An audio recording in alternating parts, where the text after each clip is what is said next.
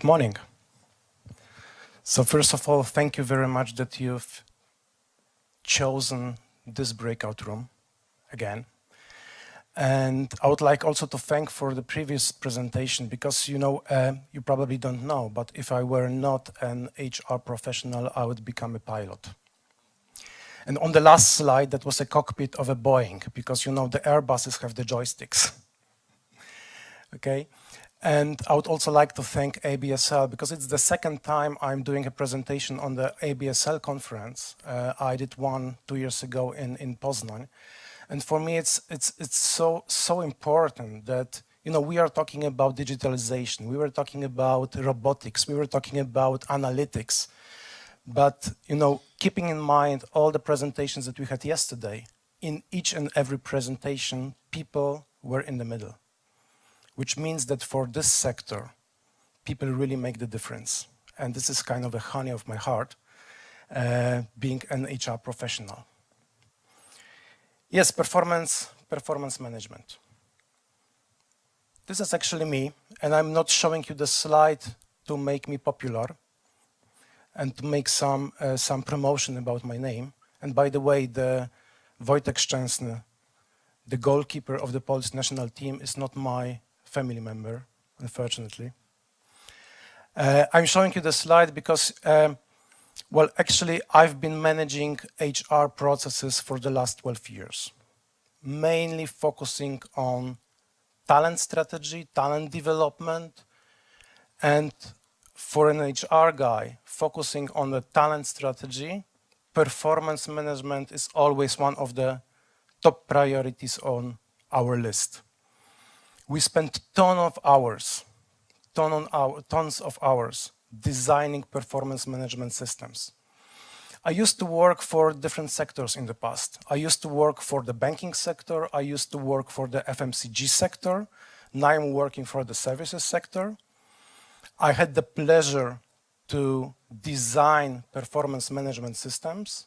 I had the pleasure to execute performance management systems in the past, both KPI-driven, so MBO-driven, competency-driven, but something special happened to me more than a year ago, which totally changed my point of view on the performance management systems and the annual appraisals. Because you may say, having this experience, I should be the one to protect the status quo and convincing our managers, yeah, you should do the annual appraisal. But as said, a year ago, something strange and something important happened to me that I completely changed my mind. Because a year ago, one of my friends from the HR organization of Accenture called me and she said, listen, Bartek, we are just about to completely change our performance management approach. And I would like you to be part of this exercise. And I say, why? Why? We've got so great processes in place. We just finished to convince our managers that it really makes sense to spend a ton of hours to assess their people, to give feedbacks in the system.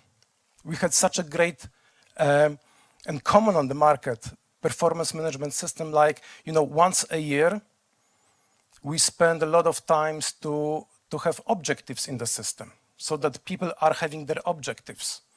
We had the mid-year review. At the end of the year, we had the calibration meetings. So we ask our employees to do their feedback. We ask the managers to do their feedback on the performance of their people. We spent hours and hours on meetings to calibrate the people against each other.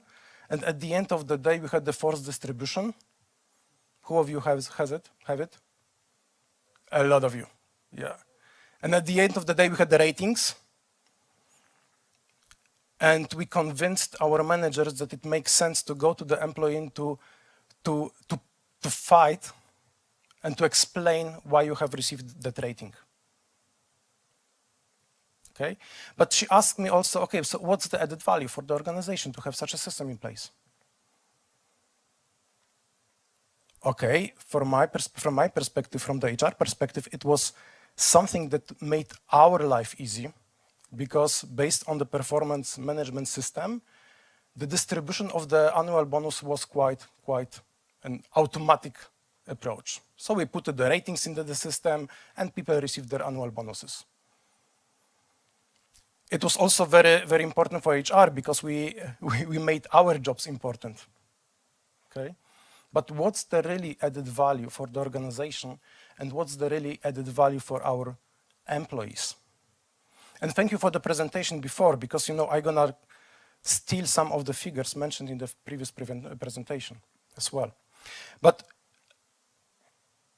I've been given a text, an interview from our CEO, Pierre Nanterme, who said actually what changed my perception on performance management systems.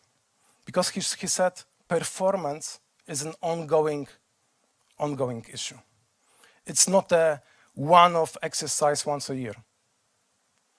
It's every time you have a business interaction, internally or externally, it's a moment of truth.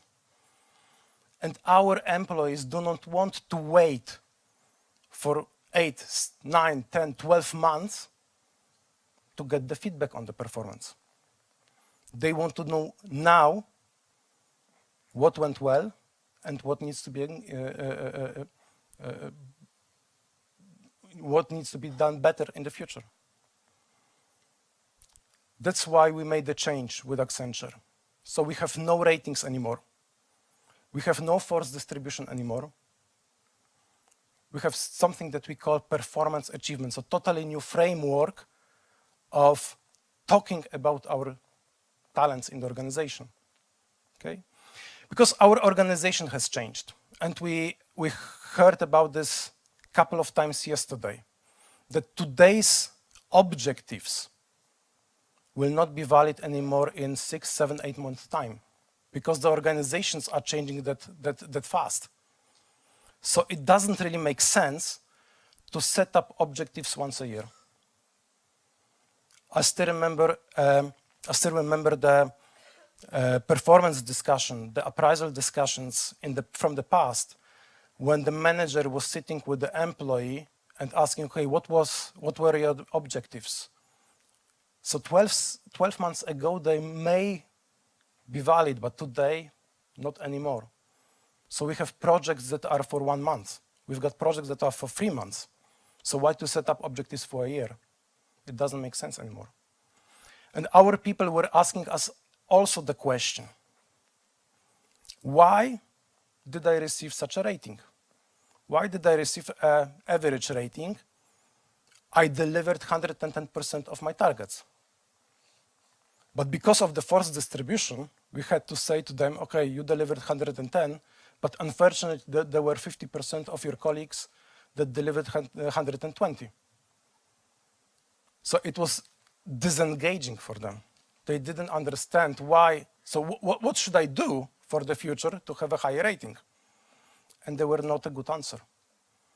Because you never know how your people, how your peers gonna perform in the next year. So they told us, the employees told us, it doesn't make sense to us. I don't see the added value to be compared to my colleagues because we are different. The challenges are different. The environment is changing. Our organization is changing. And what else? We want to have our appraisals, we want to have our feedback in an ongoing basis. It shouldn't be once a year exercise. We want to have it simple. We want to have it real time.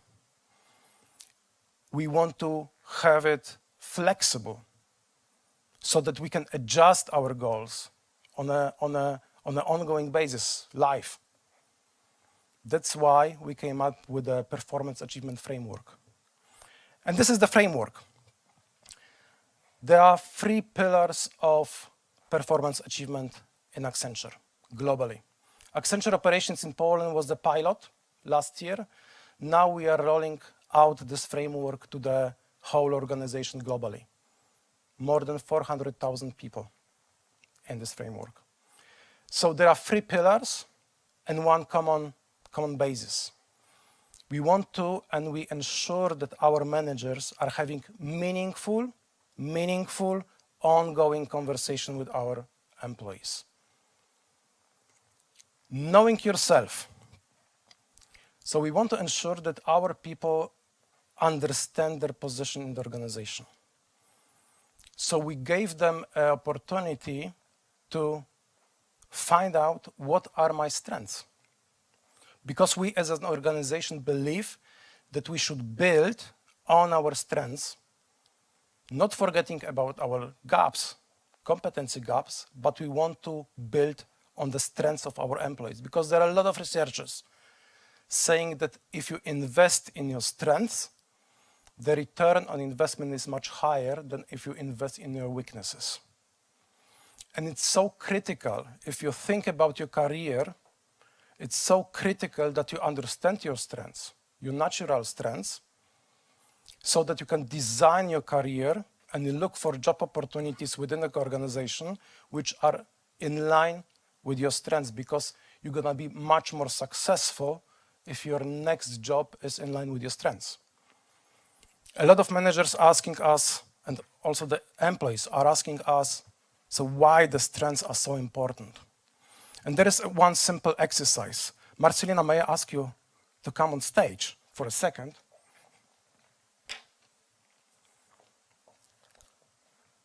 There's one simple exercise that we always do during the workshops. Yeah, Marcelina, I would like to ask you to write the word conference. Sorry.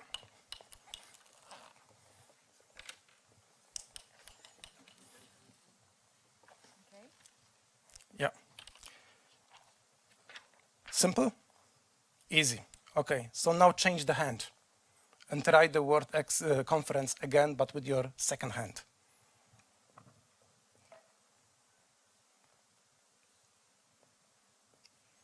Time to deliver, right?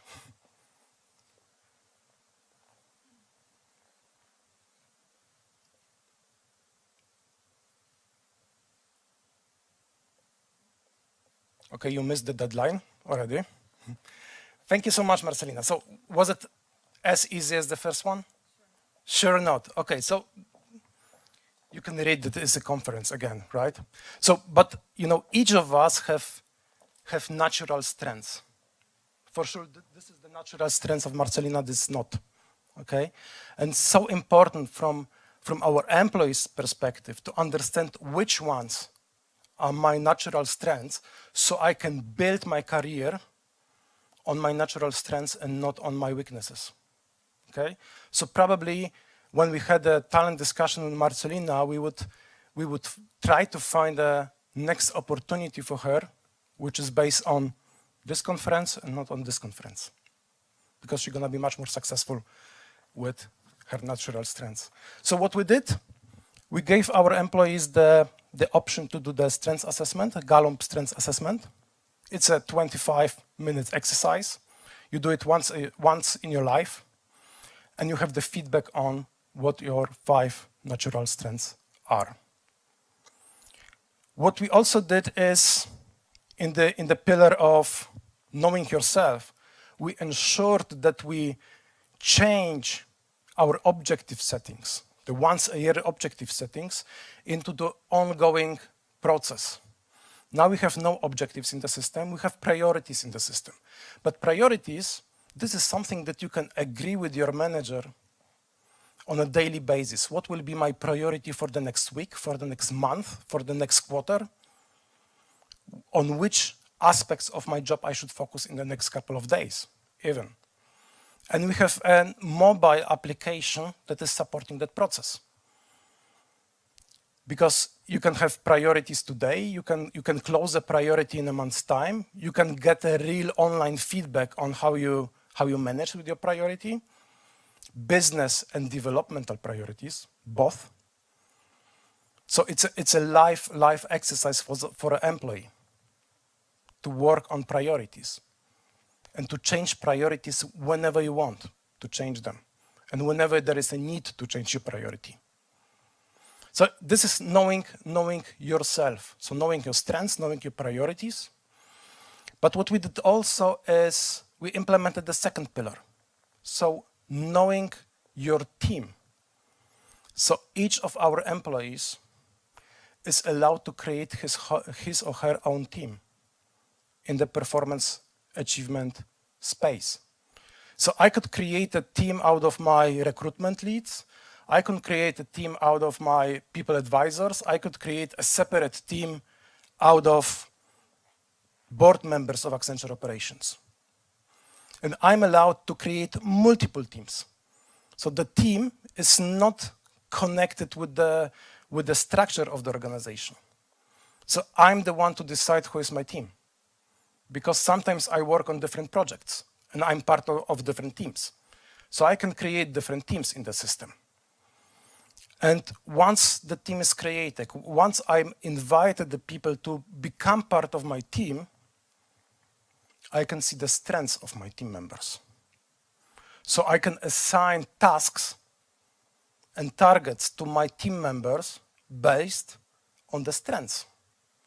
So it's a great tool, you know, to increase the efficiency of our processes. Because now I can really, you know, dedicate special tasks to those people that, for them, this task gonna be based on their strengths.